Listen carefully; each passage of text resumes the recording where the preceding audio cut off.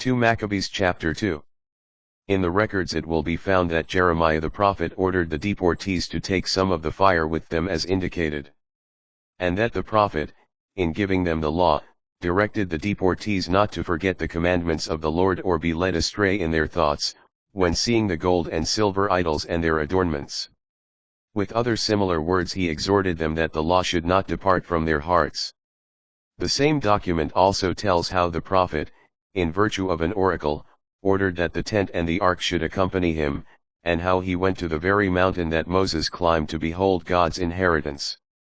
When Jeremiah arrived there, he found a chamber in a cave in which he put the tent, the ark, and the altar of incense, then he sealed the entrance. Some of those who followed him came up intending to mark the path, but they could not find it. When Jeremiah heard of this, he reproved them, "The place is to remain unknown until God gathers his people together again and shows them mercy. Then the Lord will disclose these things, and the glory of the Lord and the cloud will be seen, just as they appeared in the time of Moses and of Solomon when he prayed that the place might be greatly sanctified." It is also related how Solomon in his wisdom offered a sacrifice for the dedication and the completion of the temple. Just as Moses prayed to the Lord and fire descended from the sky and consumed the sacrifices, so also Solomon prayed and fire came down and consumed the burnt offerings. Moses had said, because it had not been eaten, the purification offering was consumed. Solomon also celebrated the feast in the same way for 8 days. These same things are also told in the records and in Nehemiah's memoirs, as well as how he founded a library and collected the books about the kings and the prophets, the books of David, and the royal letters about votive offerings. In like manner Judas also collected for us all the books that had been scattered because of the war, and we now have them in our possession. If you need them, send messengers to get them for you. As we are about to celebrate the purification, we are writing, you should celebrate the feast days. It is God who has saved all his people and has restored to all of them their inheritance, the kingdom, the priesthood, and the sacred rights, as he promised through the law. For we hope in God, that he will soon have mercy on us and gather us together from everywhere under the heavens to his holy place, for he has rescued us from great perils and has purified the place. 2 Compilers Preface.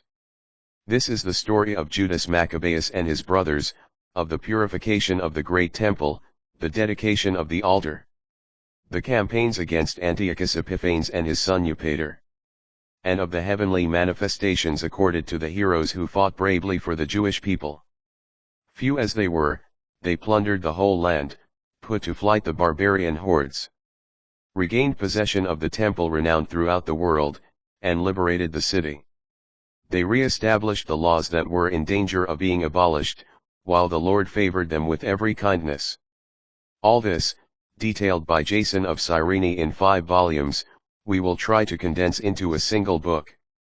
For in view of the flood of data, and the difficulties encountered, given such abundant material, by those who wish to plunge into accounts of the history, we have aimed to please those who prefer simply to read, to make it easy for the studious who wish to commit things to memory, and to be helpful to all. For us who have undertaken the labor of making this digest, the task, far from being easy, is one of sweat and of sleepless nights. Just so, the preparation of a festive banquet is no light matter for one who seeks to give enjoyment to others. Similarly, to win the gratitude of many we will gladly endure this labor, leaving the responsibility for exact details to the historian, and confining our efforts to presenting only a summary outline. As the architect of a new house must pay attention to the whole structure, while the one who undertakes the decoration and the frescoes has to be concerned only with what is needed for ornamentation, so I think it is with us. To enter into questions and examine them from all sides and to be busy about details is the task of the historian. But one who is making an adaptation should be allowed to aim at brevity of expression and to forego complete treatment of the matter. Here, then, let us begin our account without adding to what has already been said.